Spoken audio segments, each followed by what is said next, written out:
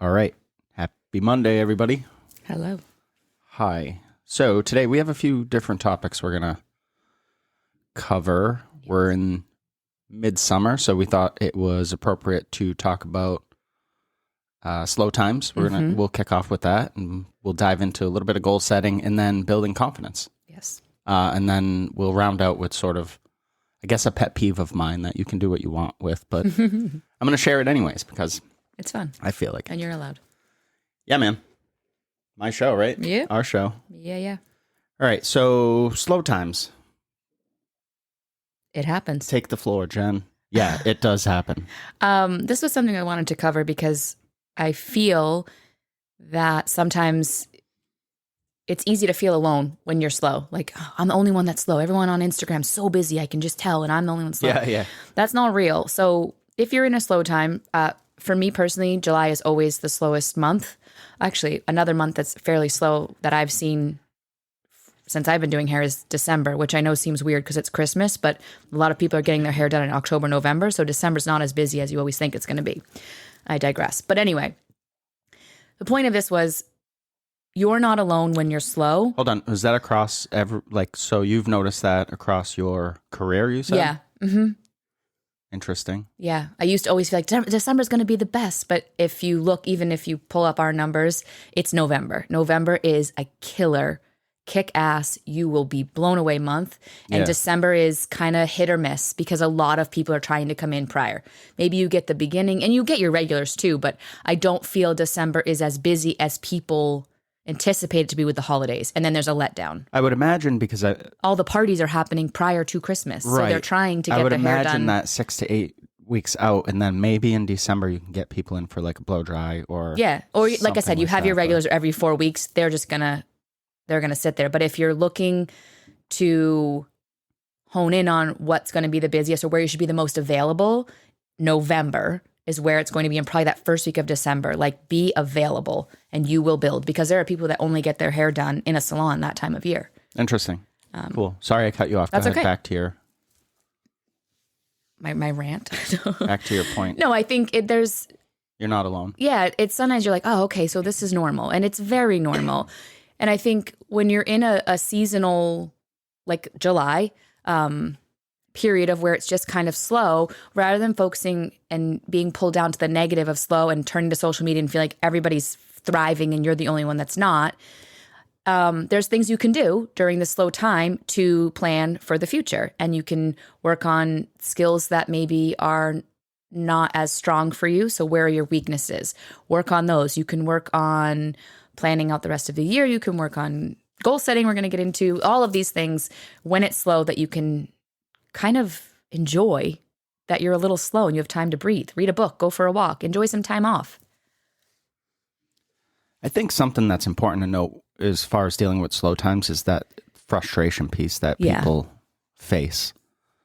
And you can choose to be frustrated or you can choose to be productive. Correct. So maybe you look out, and I used to do this with my last business with the gym, is I would look out and start planning ahead for the next year. So for 7 years, I was a dummy. And longer than that, but I'm just in this particular example. I had my gym for 10 years. For 7 of them, I would be open on July 4th week, the week of July 4th.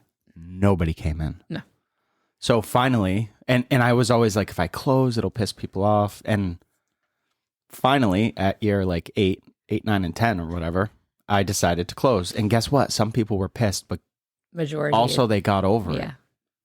So I was sort of catering my business to the 2 people that would show up instead of I think a lot of people do that. Well, this one's going to complain. Well, okay, that's a small % of who's complaining. Also, it's your business to do what you want. Don't ever let clients run your business. Mm-hmm. And so that kind of trickled into the salon. Now we close 3rd, 4th, and 5th. We just close down, give everybody the time off because it is slow and it'll make the days around it busier.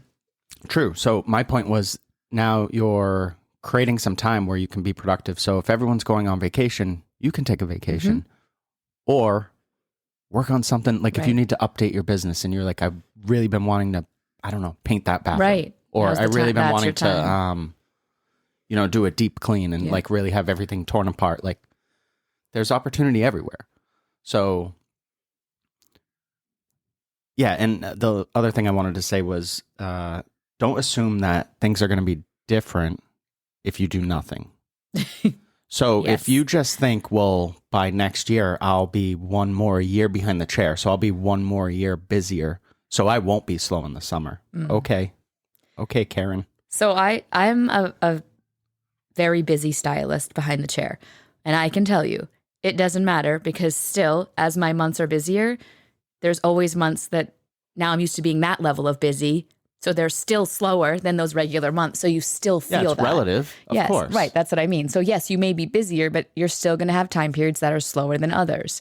And I think that's the realization. For sure.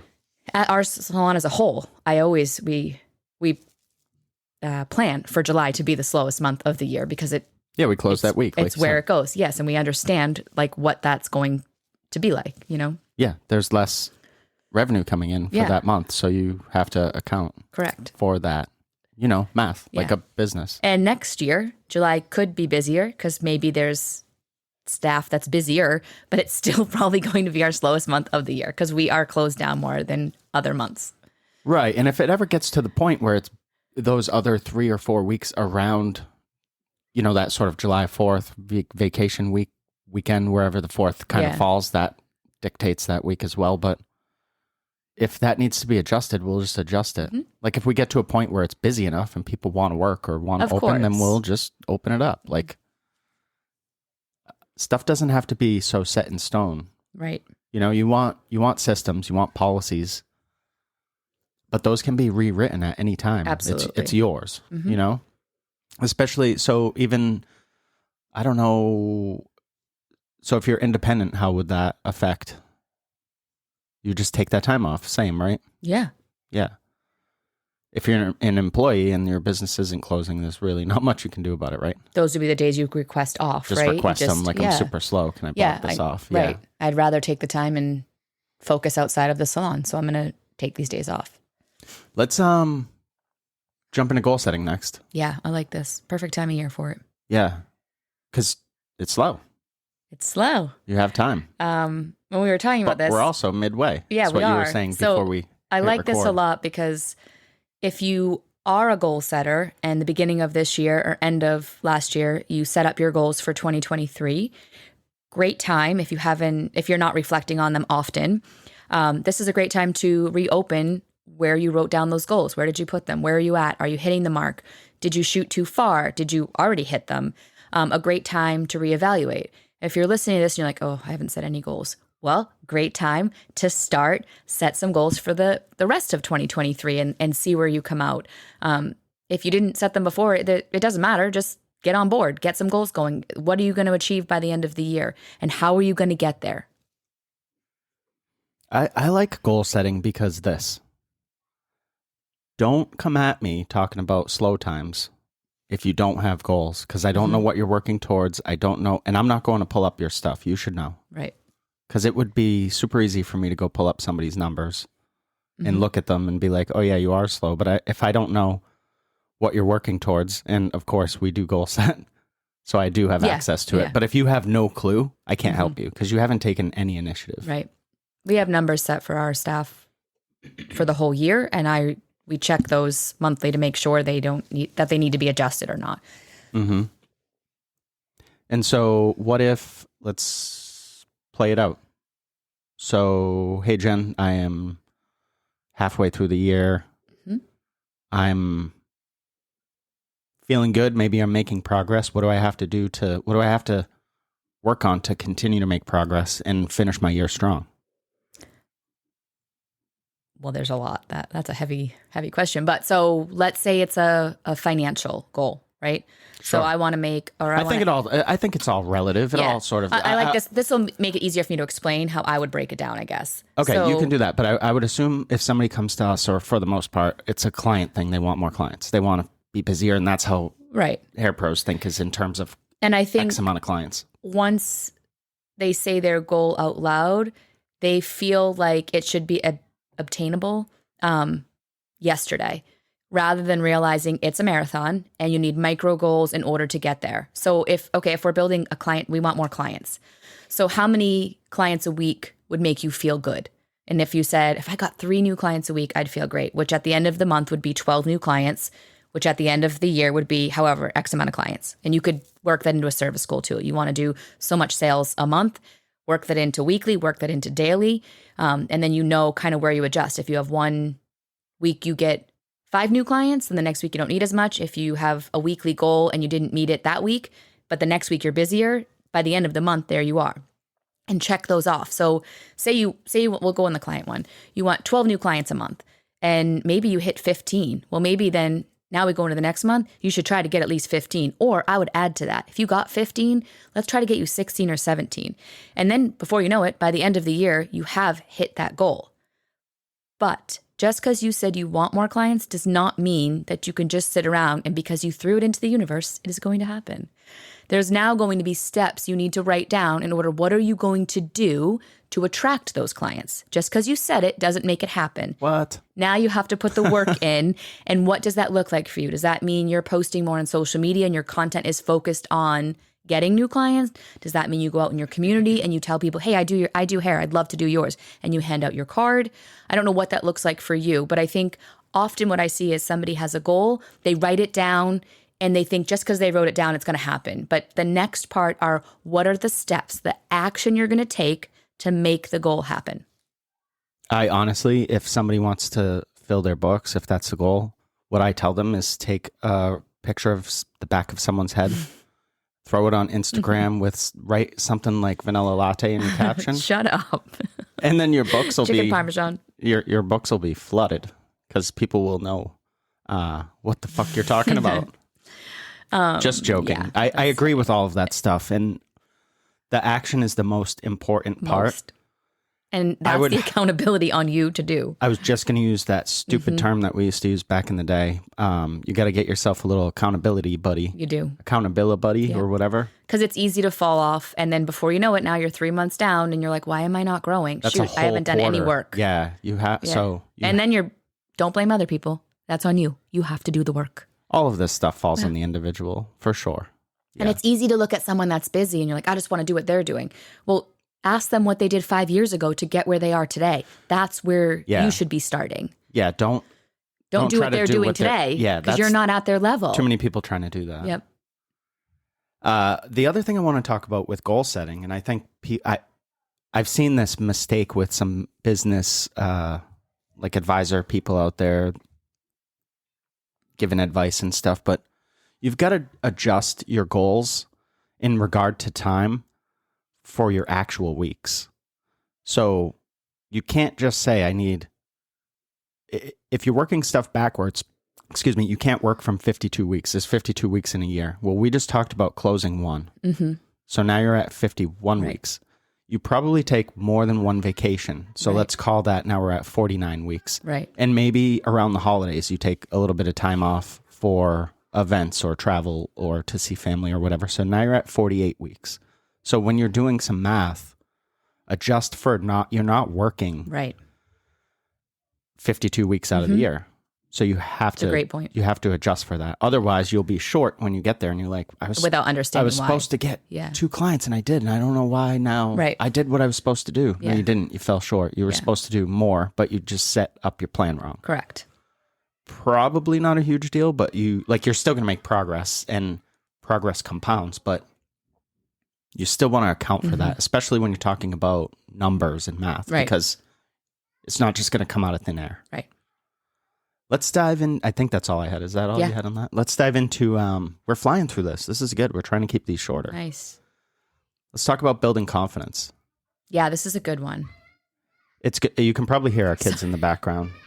It's a beautiful day out and they are clearly loving life It's right now. been absolutely disgusting here. Like a jungle. So if you're listening from somewhere else, and I know some of you are, I've seen recently we've had Colombia, oh wow, Israel, oh wow, Australia, and Germany. Cool. Some listeners. So well, our summer has been all rain, and I'm not talking like little rain. It's downpouring. It's literally, it feels like we live in a rainforest. I said that the other day. Smells gross. It's just Yeah, the whole world smells. I said the other day. I was Yeah. like, the whole world smells. It's just this like. And we woke up today and it is cool and it's starting to dry out. And I think everyone's going to be a lot happier. You'll see some peps in the steps today. For sure. I got to go to the grocery store after this. And you probably don't even care. I'm looking forward to it. Yeah. We have the windows open. I have a my candle windows down. going. Like, oh, so great. All right. Anyways, Building confidence. building confidence. I was going to talk about it's a good time of the year for it because if you're slower, Yeah. You got to work on your weaknesses. do the things. Yep. So I think this is important because even someone like me, so I've been doing hair for 20 whatever years. What do you mean even? Well, Even because someone like me. someone's going to look, it's easy to say, well, you've been doing hair so long, like you just know everything. I still have days or moments where I am knocked off my where I sit with my confidence and I second guess myself and I feel like I suck and I'm like, I'm not good at this. And why am I doing this? I'm saying that because, again, like I said in the beginning of the podcast, it's great to understand that everybody has a bad day or a lack of self-confidence, maybe not for multiple days, but at moments. And even those that maybe you look up to in the social media platforms, those people have them too. But the difference is we work through it. So that confidence doesn't throw off my whole entire day. It might be in a moment. And then I have this awareness of like, why did I just feel like that? And what do I need to work on to move past that? So maybe I need to learn a new technical skill in today's world of hair because it might be something I'm not comfortable in because it's new, right? It's not what I've done all my life. Or maybe there's a certain client that I'm just not used to dealing with and I have to now work on maybe some different consultation skills. So when I get those type of people, I can consult better. Like I ask myself, why am I feeling this? And then what can I do about it? And then I, again, work on it. What can I work on so that I don't come into these situations over and over again? Yeah. Good. Agreed. Yeah. See you next week. No, Okay. I'm just kidding. I think confidence is just so let's pick something specific. Let's say you're not confident in specific haircut. Short hair is Yeah, this is difficult. great. So let's talk about a bob. I don't know, just pulling something out Love of the it. air. You know how you're going to build confidence? Cut more bobs. Cutting bobs. Let's That's talk it. about bangs because people are always afraid of bangs. Cut more bangs, whether it's on a mannequin or on models. So, quick story. About 2-3 weeks ago, maybe, our daughter decided she wanted to learn how to ride a bike. Mm-hmm. And she had no confidence. She went about 1 foot, wobbled, It's too hard. I can't do it. It's too hard. and threw the bike down. Not really. She put the kickstand down and leaned the bike over because she has respect for stuff. But anyways, I digress. I can't do it. I can't do it. I can't She do was it. so frustrated. Yeah. And I was like, the only way you can build confidence is to ride that bike. Mm-hmm. You can't just think about it. Like you And said she's- earlier, you was can't like- just put it into the universe. Right. She was kicking and screaming, learning how to ride this dang bike. But she did it. Yeah. And like within a week or two, now she's confident So proud. enough that she can ride She- the damn bike. Brings her bike up to her friend's house. Like, it's very cool. And she just built the confidence by riding the bike. Yeah. So you have to Put the reps in. put the reps in. If you're not comfortable, like, I don't know, say you're a barber and you're not comfortable using a straight razor, use the straight razor. Get comfortable. Correct. Take the fucking blade out and practice. Right. God forbid someone practice something. Yeah. Like, Practice, practice, practice. all right. Any other confidence? No, I think that's great. I just ranted I love it. for no reason because I'm daydreaming about walking up and down the aisles at the grocery store. Because 'cause I it's just want to nice get out. outside. All right. So let's go into your pet peeve. All right. So I it's funny that I keep seeing this lately. I don't know if it's like the algorithm or if it's, I don't know what's going on, but I feel like I keep noticing the closed books thing again. Okay. And it's funny because if it's a slow time of year, what is happening? So I also wonder if people put that up to look a certain way. And I guarantee you they're still taking new clients. 100%. Like books closed, but if someone texts me and I need to get them in, I'm going to. Like you're Right. not really closed. Like is it like a, yeah, is it a look thing? I would have to say yes, but I also think it's, Because we have a podcast on this for a while, but I've never done this, and I'm a fairly booked person, but I love seeing new people, and as long as they can get in where they fit, that's the thing. I'll So accommodate. I think it's a very sort of primitive way to look at success, but I think it's what some people are wrapping up as success. Some people are like, Yeah, I if would I'm agree. so full. Yeah. Now, I have a few problems with it because it doesn't make any sense to close your books. Never. I agree. I've never heard a good argument for it. I've seen people, and I'm talking about it if you want to grow your business. If you want to stunt your business, Go for it. close your books. You do you. Yeah, do what you want either way. Don't listen to some dude and his wife on a podcast. You know what I mean? But if you are listening, I hope that you question why you're doing that. Right. Are you doing it just to sort of live in that echo chamber because you know everyone, like all the other stylists are going to come out and be like, congratulations. Because I keep seeing, I saw that the other day. And this wasn't even a hair person. This was, I'll say beauty industry related, but I don't think they did hair. So this person was like, my books are closed because of my clients. I won't be able to see my clients if I keep seeing too many new clients. And then in the comments, because I was curious, it was a whole bunch of congratulations and I'm so proud of your success and all that stuff. And I was like, that's like so short-sighted, I guess. Sorry, I'm wicked stuffy, so I'm trying to breathe through this. But it's really confusing. I don't get it. Of why you would turn away business. Right. So if you're worried about your client that comes in every 6 weeks or whatever, have them fucking book out for the 6 weeks. If they can only do that time, they should be doing that anyways. If you don't have the time, if your clients are that loyal, I have clients that book out the whole entire year. That's just where they're at. They know they want the certain day, the certain time, and they stick with that. There's ones that don't reschedule and they're like, they'll get in whatever. Like everybody can do whatever they're doing. But if I have a spot open and someone new wants it, by all means, would you take it. You're never going to be 100% booked 100% of the time because things happen. People take vacations. People get sick. People get flat tires. Like anything. Yeah. Someone falls and, I don't wish harm on anyone, but just for the example, someone falls and they bust their arm and they have to go to the ER or urgent care or whatever. I just had a client who had a huge surgery. I haven't seen her in like 8 months. Like, so she just messaged me to come back in. But so if I like held that spot for her for 8 months, I can't take a new client because like this client might need that space. Like that doesn't make sense to me. And now she was like, give me what you have and I'll see where I can fit in. Like that's just how it goes.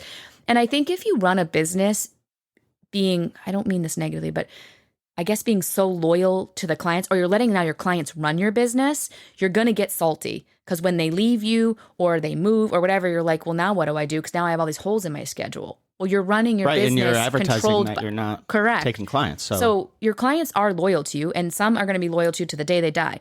Others are loyal to you right now, and maybe that changes, or they just decide to go see someone else, or whatever. Yeah, you're good on that little rant. That's all I got. There. I agree with all that. And so when I used to work for a restaurant, and it was like semi-fine dining, we'll say. Yeah, definitely was, I think. And the person that was running the restaurant was like, we're booked solid. He would like tell people that came in and try to get a reservation or anybody that called. We were in a downtown area, so lots of foot traffic. People would just walk in. He would be so proud that he had no table for them. And eventually you notice that the bookings went down. And so... because there was a reputation. There was a reputation for you can't get in there. Right. So and that became not good. Eventually people stopped trying. Right. Nobody's going to beg you to do their hair. Yeah. Like they might a little bit, but then if you're like, sorry, I don't take new clients, they're going to find a solution to their problem. They have a problem. You offer a solution, but you're literally telling them you don't want to do it.